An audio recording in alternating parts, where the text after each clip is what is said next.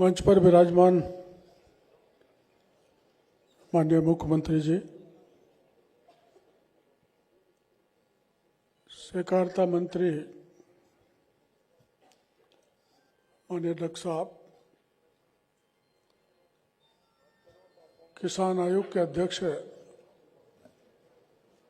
सम्माननीय चौधरी जी, हमारे एग्रीकल्चर के शासन सचिव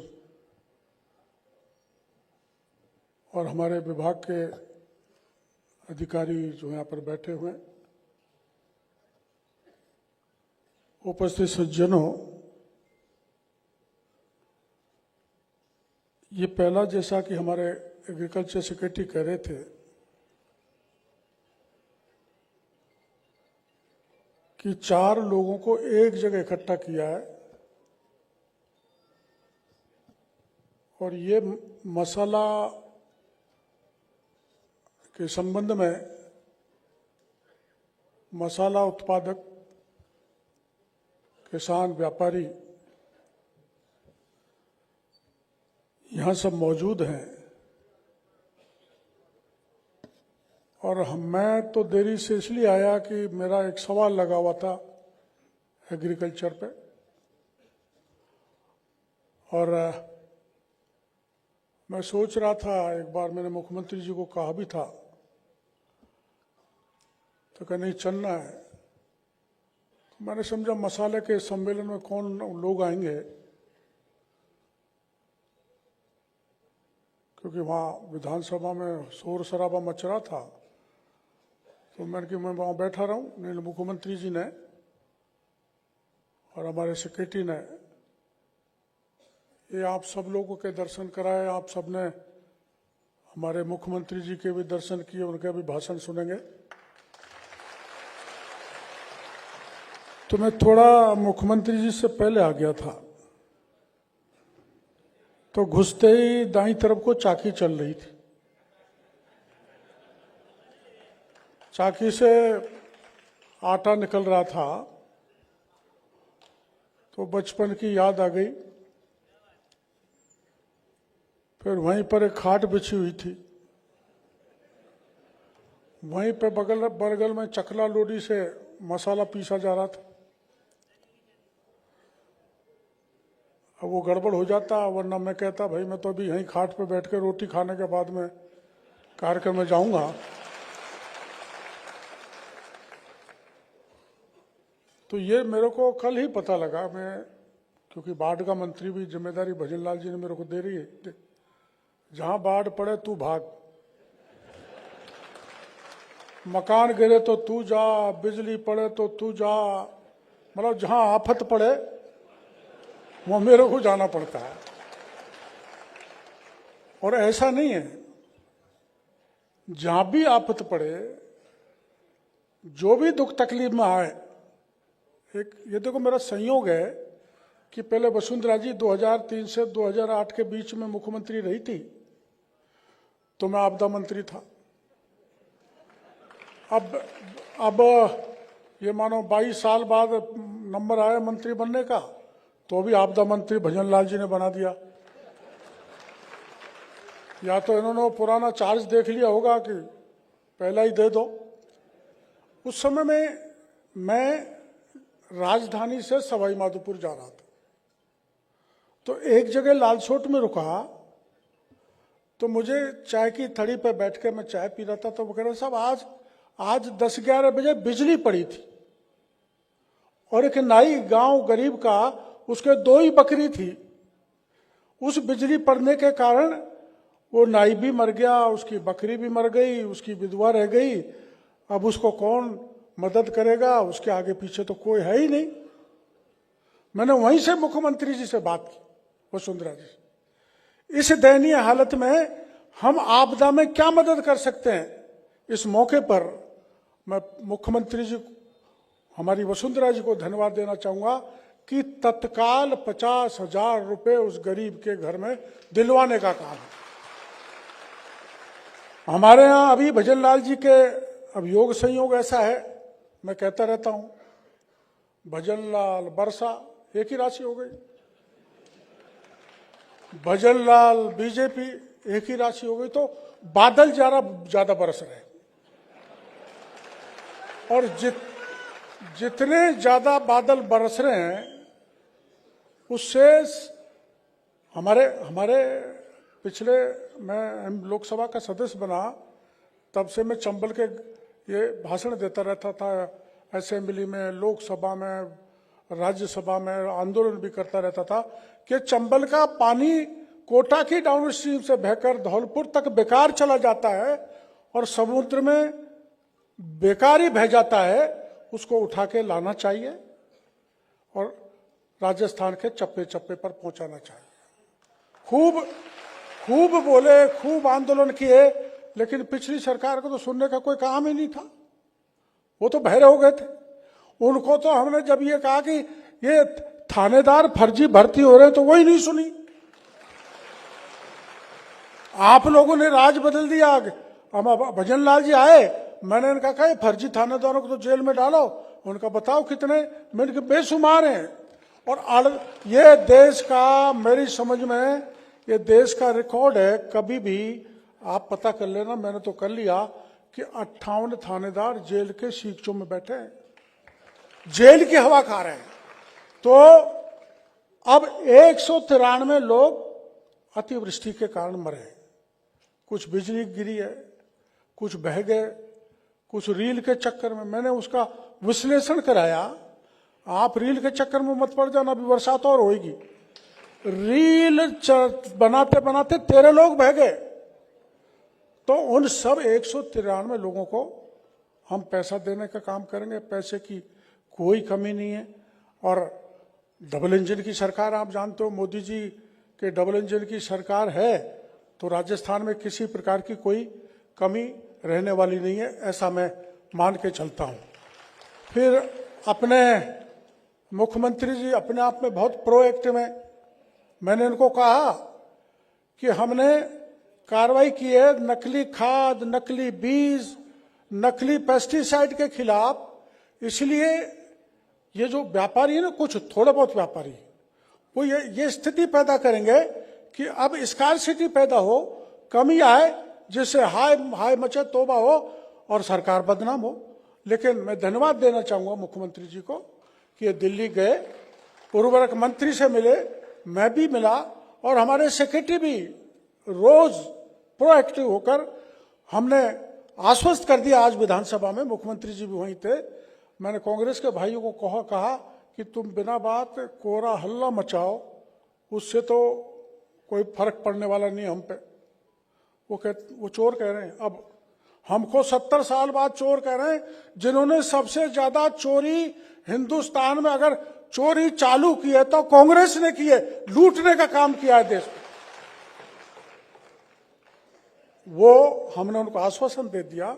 और यह किसान भाई बहुत है, हम भी आपको आश्वस्त करना चाहते हैं कि खाद बीज की किसी प्रकार की कमी आपके बीच में आने वाली नहीं है। और कोई डुप्लीकेट खाद बीज पेस्टिसाइड दे, ब्लैकमेल करे, टैगिंग दे, तो उनकी सूचना हमको देना, उनका इलाज करने की जिम्मेदारी हमारी। हम हमारे उत्पादक, अब मेरे को पता नहीं था, देखो इतने उत्पादक भी हमारे मसाले वाले राजस्थान में, जैसे हमारे सेक्रेटरी ने कहा है कि हम जीरे में 1 नंबर पर हैं। कितनी गर्व की बात है कि देश में हम जीरे में 1 नंबर पर हैं, धनिया में हम 2 नंबर पर हैं और अजवाइन में 3रे नंबर पर हैं। तो ये दर्शाता है कि राजस्थान मसाला के क्षेत्र में बहुत आगे है और आगे बढ़ेगा। अब मैं अभी पूछ रहा था बगल में हमारे CR चौधरी जी से, इनके वहाँ धनिया, अजवाइन, मेथी बहुत जोरदार होती है, मेथी। तो मैंने इनसे कहा था कि आप किसान आयोग के अध्यक्ष हो, आज अगर इतने लोग राजस्थान भर से आए, उनको आप जोरदार मसाले का मेथी की सब्जी खिलाते तो आपकी वाई हो जाती। तो ये मेरे को कह रहे थे, पहले से आप कहते तो मैं ये तैयारी भी कर लेता, पर शायद सेक्रेटरी साहब कोई चटपटे मसालेदार सब्जी तो है ना, सबको चटपटी मसालेदार सब्जी मिलेगी और जोरदार खाना, पता लगेगा उसमें मिर्च कहाँ की है। मथानिया की पक्की, और धनिया और जीरा और अजवाइन और हींग। बहुत अच्छी बात है कि आप इतनी बड़ी तादाद में आए, और हमारे यहाँ जो ये समिट हुआ था राजस्थान राइजिंग, इसमें बहुत एमओयू हुए हैं, बहुत एमओयू हुए हैं। सबसे नंबर 2 पे हमारे एग्रीकल्चर में 43,892 करोड़ के एमओयू निवेश हमारे राजस्थान में आएगा। उसमें उसको आगे बढ़ाने और राजस्थान को समृद्ध करने, राजस्थान को सभी मसालों में नंबर 1 पर ले जाने की जिम्मेदारी आप सब की है। सरकार के मुख्यमंत्री, हमारे अधिकारी तन मन और सब कुछ जो योजना चाहते हो वो देकर भी आपको बढ़ाने के लिए हम कृत संकल्प हैं। इसका वादा हम राजस्थान के मसाला उद्योग के व्यापारियों को करना चाहते हैं। इसी प्रकार जैसा कि हमारे सेक्रेटरी साहब ने बताया है कि हम यहाँ एक एग्रीटेक ग्राम 2 दिन का हम सम्मेलन करना चाहते हैं, जिसमें हम आपको बुलाएंगे, और वो 2 दिन का रहेगा, जिसमें कृषि के क्षेत्र में जो प्रसंस्करण को बढ़ावा देने के लिए और किसानों एवं प्रसंस्कर्ताओं को आधुनिक और उन्नत तकनीकी जानकारी दी जाएगी, और निवेशकों को भी बुलाया जाएगा। और इसके लिए हमने ये शायद राजस्थान इस दृष्टि से पहला राज्य होगा। और हमारे कृषि विपणन बोर्ड की तरफ से अभी कृषि विपणन, मेरे पास 80% कागज कृषि विपणन बोर्ड के आते हैं। अब मैं उनको मुख्यमंत्री जी को भेज देता हूं, आप लोग भी मेरे को भेजते हो, तो आप ये तो ध्यान रखो कृषि विपणन उनके पास है, मतलब उनके पास मसाला ही मसाला, मेरे पास नहीं मसाला। तो कृषि विपणन से संबंधित समस्याएं के लिए सुलझाने के लिए हमारे कृषि विभाग के अधिकारी, हमारे सेक्रेटरी, चाहे महात्मा ज्योति फूले मंडी श्रमिक कल्याण योजना हो, चाहे मुख्यमंत्री कृषक साथी सहायता योजना हो, सबको आगे बढ़ाने के लिए कृत संकल्प हैं और बड़ी इफेक्टिवली काम कर रहे हैं। मैं 4 जिलों में घूम के आया था 2 दिन, जिसमें बारा, झालावाड़, कोटा, बूंदी, वहां बड़ा नुकसान हुआ है।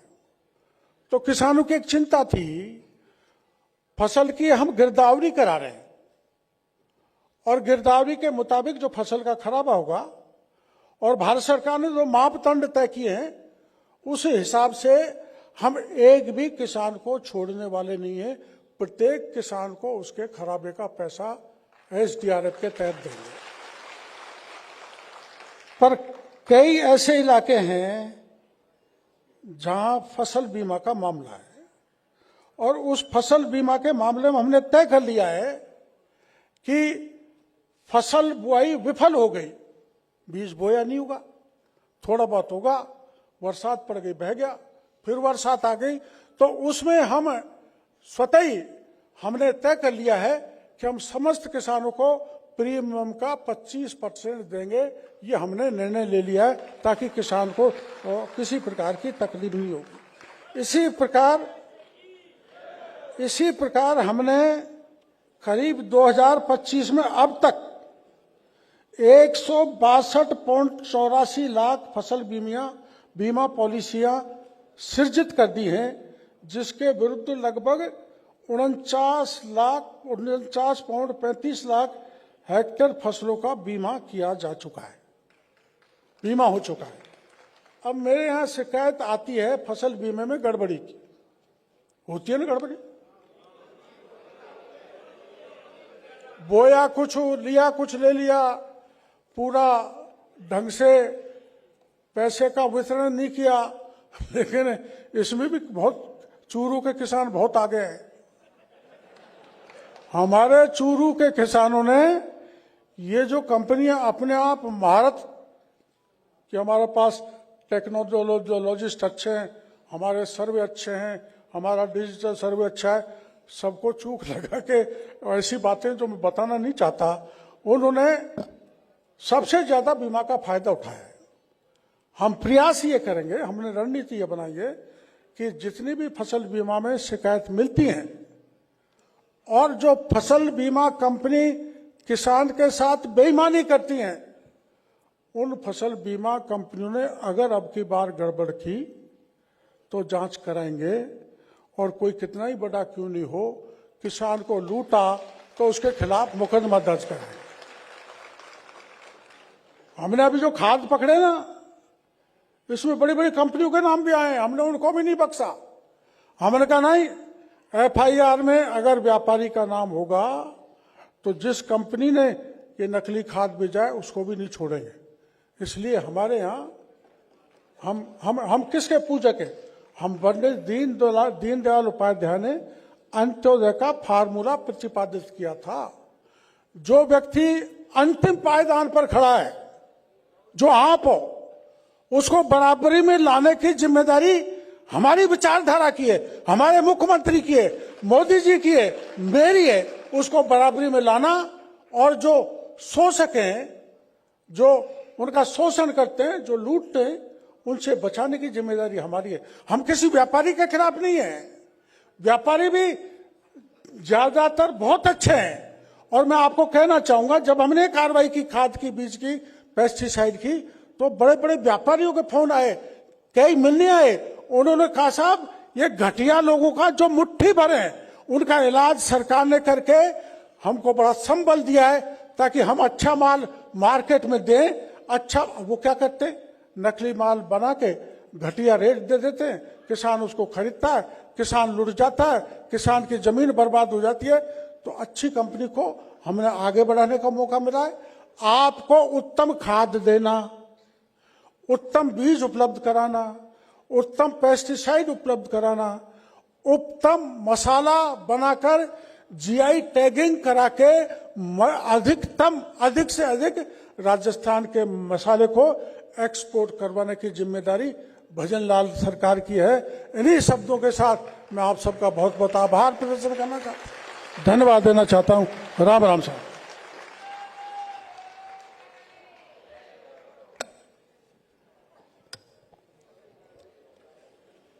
एक बार फिर से जोरदार तालियां हो जाए माननीय कृषि मंत्री महोदय श्री किरोड़ी लाल मीणा जी के लिए। राजस्थान की मिट्टी की सादगी और परंपरा की गहराई को अपने व्यक्तित्व में समेटे माननीय मुख्यमंत्री बृजभूमि भरतपुर की पावन धरा से आते हैं और एक किसान परिवार से हैं। उनकी सहजता उनके आचरण में झलकती है। उनका व्यक्तित्व उनकी विनम्रता और सादगी को दर्शाता है।